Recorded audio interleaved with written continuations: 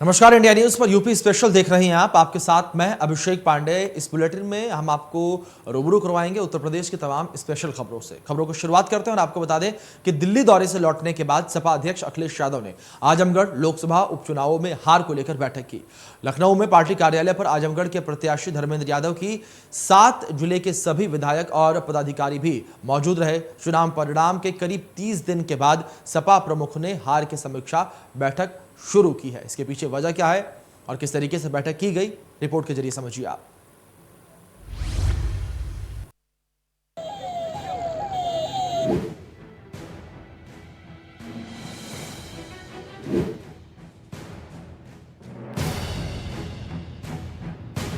दिल्ली से लौटने के बाद सपा अध्यक्ष अखिलेश यादव ने आजमगढ़ लोकसभा उपचुनाव में हार को लेकर आखिरकार बैठक की, क्योंकि इससे पहले जब उन्हीं के पार्टी में ओम प्रकाश राजभर थे तो कई बार अखिलेश यादव पर निशाना साधते रहते थे कि अखिलेश यादव एसी कमरे से निकलते ही नहीं। बहरहाल अखिलेश यादव ने उपचुनाव के नतीजों के बाद मंथन शुरू किया। लखनऊ में पार्टी कार्यालय पर आजमगढ़ के प्रत्याशी धर्मेंद्र यादव की 7 जिलों के सभी विधायक और पदाधिकारी भी इस दौरान मौजूद रहे। चुनाव परिणाम के करीब 30 दिन भले ही सही, अखिलेश यादव ने मंथन शुरू किया। सपा प्रमुख ने हार की समीक्षा बैठक की। लोकसभा उपचुनाव परिणाम में 7वें दिन अखिलेश यादव ने रामपुर आजमगढ़ जिला अध्यक्षों से समीक्षा रिपोर्ट मांगी थी। सपा की ओर से 9 अगस्त से देश बचाओ देश बनाओ समाजवादी पदयात्रा निकाली जाएगी। अगस्त क्रांति के मौके पर समाजवादी पार्टी की पदयात्रा शुरू होगी। 9 अगस्त से 27 अक्टूबर तक ये पदयात्रा चलेगी। पहले चरण की पदयात्रा गाजीपुर से शुरू होकर बलिया में खत्म हो जाएगी। वहीं राष्ट्रपति चुनाव में सपा विधायकों द्वारा की गई क्रॉस वोटिंग की भी काफी चर्चा रही। बताया जा रहा है कि पार्टी इन विधायकों का पता लगा रही है। अखिलेश समाजवादी पार्टी में बड़े एक्शन की तैयारी में है। राष्ट्रपति चुनाव के दिन 2 विधायकों ने क्रॉस वोटिंग की खबर सामने आई थी, तब शिवपाल यादव समेत 5 सपा विधायकों की क्रॉस वोटिंग की बात कही जा रही है। अब इन सभी के खिलाफ एक्शन लिया जा सकता है। हालांकि अब तक ये साफ नहीं हो पाया है कि क्रॉस वोटिंग करने वाले विधायक कौन हैं, लेकिन पार्टी को कुछ नाम पता चले हैं जिन पर शक है। इससे पहले अखिलेश यादव ने 26 जुलाई को पार्टी विधायकों की बैठक बुलाई थी। लखनऊ में होने वाले इस बैठक में पार्टी के सभी विधायकों को बुलाया गया था। इसमें पार्टी को एकजुट करने की रणनीति बनाई गई। वहीं चुनाव प्रचार में हार के बाद बिखरा गठबंधन अब अखिलेश यादव के लिए चुनौती बन गया है। सपा का अभी से सदस्यता अभियान चल रहा है। माना जा रहा है कि पार्टी को मजबूत करने के अलावा आगे की रणनीति अखिलेश यादव बना रहे हैं, ताकि आने वाले 2024 लोकसभा चुनाव को भी साधा जा सके। Bureau report, India news, Uttar Pradesh, Uttarakhand. तो वहीं उत्तर प्रदेश के बाराबंकी जिले में बेसिक शिक्षा विभाग की एक ऐसी शिक्षिका है जो कि बच्चों को खेल खेल में शिक्षा देने के लिए फेमस हो चुकी हैं। बच्चों का पढ़ाई के इस नए तरीके में खूब मन लग रहा है और बच्चों को आनंद भी आ रहा है।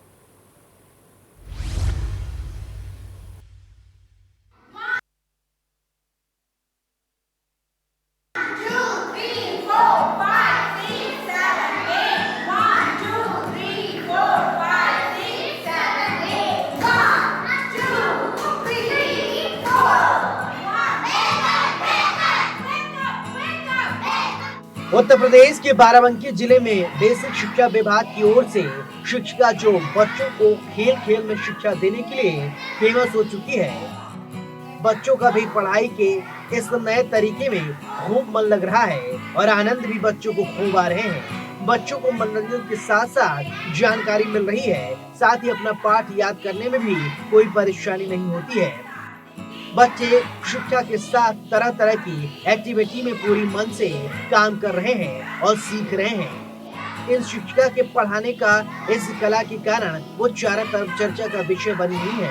हम बात कर रहे हैं बाराबंकी जिले की हैदरगढ़ तहसील के प्राथमिक विद्यालय बियामऊ की प्रभारी अध्यापिका शिक्षिका शिवानी सिंह, जो न सिर्फ विद्यालय संचालन में दक्ष हैं, बल्कि बच्चों को गुणवत्तापूर्ण पढ़ाई में भी उन्हें महारत हासिल है। शिवानी सिंह शिक्षा के क्षेत्र में नवाचारों का प्रयोग करने के लिए जानी जाती हैं। वे पढ़ाने के तरीके का वीडियो बनाकर शेयर करती हैं ताकि ज्यादा से ज्यादा बच्चे इससे लाभ प्राप्त कर सकें। शिवानी के पढ़ाने के नए नए तरीकों का वीडियो इन दिनों सोशल मीडिया पर जमकर वायरल हो रहा है।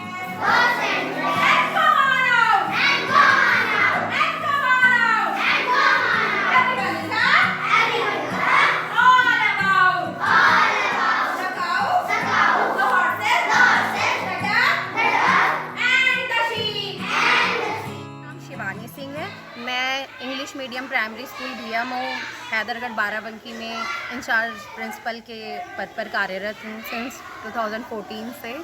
और बच्चों को कविता, कहानी और अभिनय के माध्यम से अगर हम शिक्षण कार्य करते हैं तो बच्चों का अधिगम स्तर बेहतर होता है और बच्चे एक क्लास में एक पॉजिटिव माहौल बनता है जिससे बच्चे ज़्यादा से ज़्यादा बच्चे एनर्जाइज होते हैं और अच्छे से प्रतिभाग करते हैं। तो मुझे ये लगता है कि बच्चों को कविता और कहानियों से बच्चों को सबसे पहले कनेक्ट करना चाहिए और अभिनय के माध्यम से बच्चे एनर्जाइज होते हैं तो बहुत अच्छा एक वातावरण तैयार होता है जिससे उनका अधिगम स्तर बेहतर होता है। इस समय स्कूल में स्कूल रेडीनेस कार्यक्रम चल रहा है 12 सप्ताह का, जिसके अंतर्गत मैं नोडल हूँ, तो एक नोडल के तौर पर आंगनबाड़ी कार्यकर्ती के साथ समन्वय स्थापित करके हम गतिविधियाँ संचालित करते हैं। और सबसे बड़ी खास बात ये है कि हमारे साथ अभिभावक भी जुड़ते हैं। तो हम एक शिक्षक और बच्चे और अभिभावक तीनों लोग आपस में समन्वय स्थापित करके एक सकारात्मक माहौल तैयार करने की मैंने कोशिश की है और कोशिश कर रही हूँ, जिसके हमें अच्छे परिणाम भी मिल रहे हैं। हमारे वहाँ छात्र संख्या भी अच्छी मेंटेन रहती है क्योंकि बच्चों को गतिविधि कराने से बच्चे आकर्षित होते हैं। तो एक आकर्षक माहौल विद्यालय का बनाना वो एक एडमिनिस्ट्रेटर के तौर पर एक सबसे बड़ी चीज़ है जिसको मैं करने की पूरी कोशिश करती हूँ। और हर एक चाहे वो स्टाफ मेंबर हो या बच्चे हों, हर एक चीज़ों को एक पॉजिटिव कल्चर बनाने के लिए स्कूल का मुझे लगता है कि सबको वैल्यू देनी चाहिए और एप्रिसिएशन करना चाहिए। और तो ये सारी चीज़ें हम अपने स्कूल में करते हैं जिसके बेहतर परिणाम हमें मिल रहे हैं। इसके अलावा हम बच्चों के ज़रिए हमने गाँव में भी काम किया जहाँ पर हमने महिलाओं को भी साक्षरता करने का एक इनिशिएटिव उठाया कि हम महिलाओं को भी पढ़ाते हैं, जो भी गार्जियन है उन्हें नाम लिखना नहीं आता। तो इस तरीके से हमने एक इनिशिएटिव ये किया। तो लगभग 2 गाँव में हमने इस तरीके से बच्चों के साथ मिलकर हमने काम किया, बच्चों को भी एक लीडरशिप दी कि इस तरीके से आप जैसे आप पढ़ते हैं उस तरीके से आप अपने घर पे भी अपने माता पिता के साथ आप अपने ज्ञान को उन्हें भी अक्षर ज्ञान देकर उन्हें भी साझा करिए कि वो भी हस्ताक्षर करना सीख सकें और अक्षर ज्ञान सीख सकें। इसके अलावा मैंने कोरोना टाइम में जब बच्चों के पास डिजिटल रिसोर्सेज चूँकि नहीं थे तो इस तरीके से मैंने गांव के जो युवा वर्ग हैं उन्हें मैंने प्रेरित किया और एक वॉलंटियर टीम मैंने तैयार की। तो इस तरीके से मैंने करीब 26 गांव में मैंने 528 युवाओं को जोड़ा और इस तरीके से बच्चों को शिक्षा से लाभान्वित करने का एक प्रयास किया। तो ये इस तरीके से 1 2 3 4 5 6 7 8 बीते दिनों शिक्षिका शिवानी सिंह का एक वीडियो सोशल मीडिया पर जमकर वायरल हुआ था। पढ़ाने के तरीके के इस अनोखे वीडियो को शिक्षिका ने कई सोशल मीडिया प्लेटफॉर्म पर पोस्ट किया, जहां से इस वीडियो को लाखों लोगों ने देखा और खूब शेयर भी किया। लोगों ने शिक्षिका शिवानी के पढ़ाने के अंदाज की भी काफी सराहना की और अच्छे कमेंट किए। लोग शिक्षिका के पढ़ाने के तरीके के वीडियो को खूब पसंद कर रहे हैं। शिक्षिका शिवानी ने बताया कि वे बोझिल तरीके से बच्चों को पढ़ाना नहीं चाहती, इसलिए रोज नए प्रयोग करती रहती हैं। उनका मानना है कि बच्चों को प्रयोग के माध्यम से पढ़ाना ज्यादा फायदेमंद है। बिना खर्च के मामूली संसाधन का प्रयोग कर कठिन से कठिन जानकारी बच्चों को सहज रूप में बता देती है। बच्चे भी उसे आसानी से ग्रहण कर लेते हैं। इंडिया न्यूज के लिए बाराबंकी से रविंद्र की report.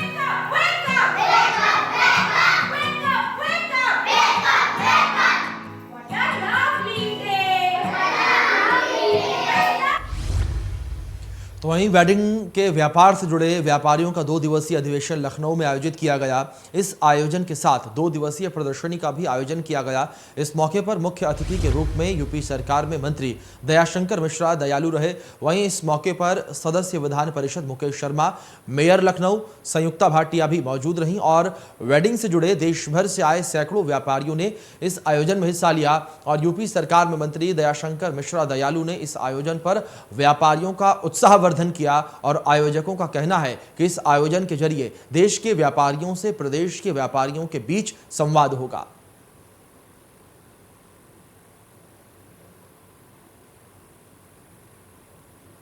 Uttar Pradesh tent caterer association ने आज यहाँ कार्यक्रम आयोजित किया है। ये उत्तर प्रदेश का उनका अधिवेशन है जिसमें देश के तमाम राज्यों से और उत्तर प्रदेश के 56 जिलों के जो प्रतिनिधि यहाँ इकट्ठे हैं उन सब में भागीदारी करने का अवसर मिला। उनकी बातों को, उनकी कुछ समस्याएं जीएसटी को लेके हैं, क्योंकि उनका एमएसएमई में रजिस्ट्रेशन होता है व्यापारियों का, और जीएसटी में लेके खाने और फूडिंग लॉजिंग में थोड़ा सा अंतर है। उन्हीं की बातों को सरकार तक पहुँचाकर उनके लिए प्रयास करना है। क्योंकि वेडिंग इंडस्ट्री से जो हम लोग जुड़े हैं, टेंट एसोसिएशन की आज तक कहीं भी हम लोग को एकजुट ना होने के नाते हमारी कोई भी सुनवाई नहीं होती थी, जिसको लेकर के इस संगठन को हम लोगों ने प्रदेश का महाधिवेशन हम लोगों ने करवा रहे हैं। इस महाधिवेशन में जो है हमारे काफ़ी लोग आए हुए हैं, जिलों से सब लोग आए हैं, और हमारा इस मकसद है कि हम अपनी पूरी वेडिंग इंडस्ट्रीज़ के लोगों को, जितने भी उन सभी लोगों को एक साथ एकजुट एक बैनर तले हम सबको लाएं। और लाने के बाद में इसमें हमने एक अपनी प्रदर्शनी लगवाई है। जितने हमारे इस कारोबार से जुड़े जो हमारा सामान होता है, जो हम लोग परचेज करते हैं, उसमें हमने लगभग 80 मैन्युफैक्चरिंग कंपनियों को यहाँ पे बुलाया है, जो पूरे भारत से आई हैं। गुजरात है, महाराष्ट्र है, और लुधियाना है, हरियाणा है, पंजाब है, कानपुर है, पानीपत है, चेन्नई है, तमाम ऐसी ज़िलों से ऐसी कंपनियां आई हैं कि जो अपने अपने प्रेजेंटेशन सब लोग यहाँ दिखाएंगी और अपने अपने व्यापारियों से जो भी उसका संवाद होगा, नई नई चीज़ें इसमें व्यापारियों को हमारे देखने को मिलेगी, और हमारे व्यापारियों को इससे कम रेट पे रोज सामान मिलेगा और हमारा व्यापार में आगे और। तो वहीं आज़ादी के अमृत महोत्सव के अंतर्गत इस बार गोरखपुर और बस्ती मंडल के 7 जिलों में 38 लाख से अधिक घरों पर राष्ट्रीय ध्वज फहराया जाएगा और 11 से 17 अगस्त के बीच तिरंगा घरों पर फहराता रहेगा। ग्राम प्रधान सचिव लोगों को राष्ट्रीय ध्वज फहराने के लिए जागरूक करेंगे। अलग अलग जिलों में विभिन्न विभागों को इसकी जिम्मेदारी दी गई है।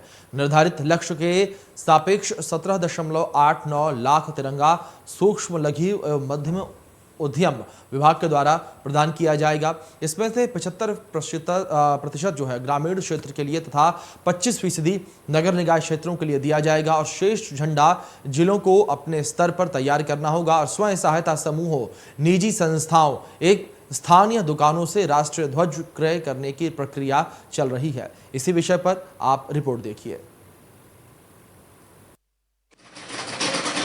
हर घर तिरंगा अभियान को लेकर के जिस तरीके से गोरखपुर के जिला पंचायत राज्य अधिकारी और तमाम प्रशासनिक अमला लगा हुआ है, उसकी बानगी इन तस्वीरों को देखकर हम बखूबी लगा सकते हैं। तस्वीरों में आप देखेंगे कि इसी तरीके से सहायता समूह की जो महिलाएं हैं, ये लोग पूरे अलग अलग ब्लॉकों में, अलग अलग तहसीलों में इसी तरीके से तिरंगे को तैयार कर रही हैं और बाकायदे पूरी तरीके से इस तिरंगे को तैयार किया जा रहा है, क्योंकि हर घर तिरंगा 15 अगस्त तक हर घर तिरंगे का जो एक सरकार एक मुहिम लेकर के चल रही है, उस मुहिम के तहत यहाँ पे काम किया जा रहा है।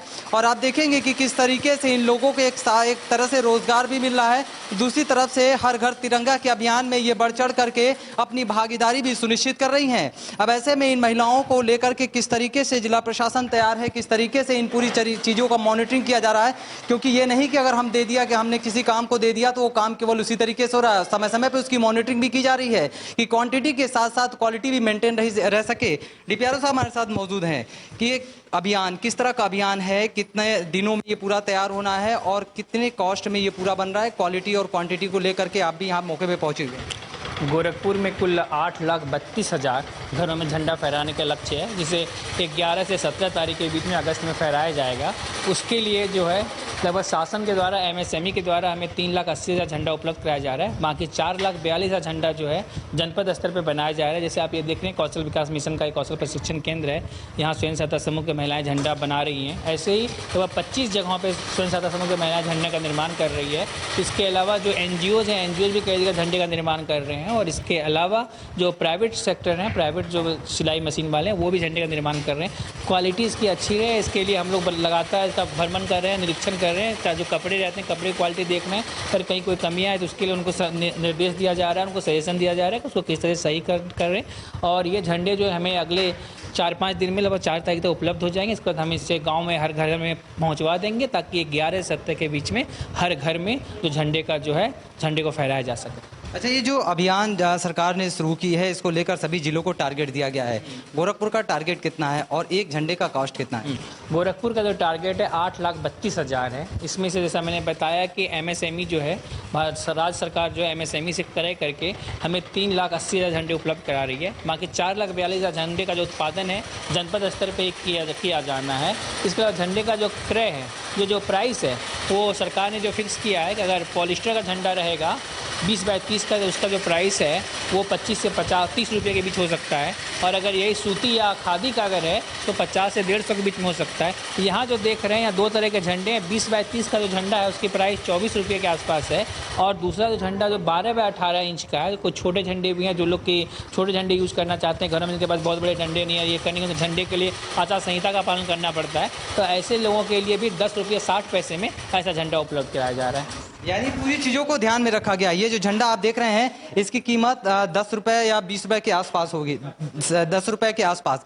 और ये जो झंडा आप देख रहे हैं इस झंडे की कीमत 24 से 25 रुपये है। अब ऐसे में आप समझ सकते हैं कि झंडे को लेकर किस तरीके से यहाँ की जो स्वयं सहायता से जो महिलाएं हैं वो यहाँ पे हैं, किस तरह से आप लोग झंडा तैयार कर रहे हैं और कितना टारगेट दिया गया है और क्वालिटी को किस तरीके से आप लोग मेंटेन कर रहे हैं? 6,000 दिया गया है टारगेट। अभी हम लोग 2,000 बना चुके हैं, अभी बना रहे हैं हम लोग इसको। बिल्कुल, कौशल जो है विकास मिशन के तहत ये पूरे मिशन को सफल बनाने के लिए जिला पंचायत राज्य अधिकारी और तमाम प्रशासनिक अमला लगा हुआ है। और निश्चित रूप से 1 से 2 दिन के बाद ये पूरा जो झंडा है तैयार हो जाएगा। और जो गोरखपुर जिले को 8 लाख का टारगेट मिला है वो टारगेट भी कहीं ना कहीं जिला प्रशासन पूरा कर लेगा। और उसके बाद गोरखपुर में वो दिन देखने लायक होगा जब हर घर पे तिरंगा लहराता हुआ नजर आएगा। Sushil Kumar, India news, Gorakhpur. चलिए यहाँ पर रुकेंगे छोटे से ब्रेक के लिए। ब्रेक के उस पार आपको दिखाएंगे उत्तर प्रदेश की 25 बड़ी खबरें।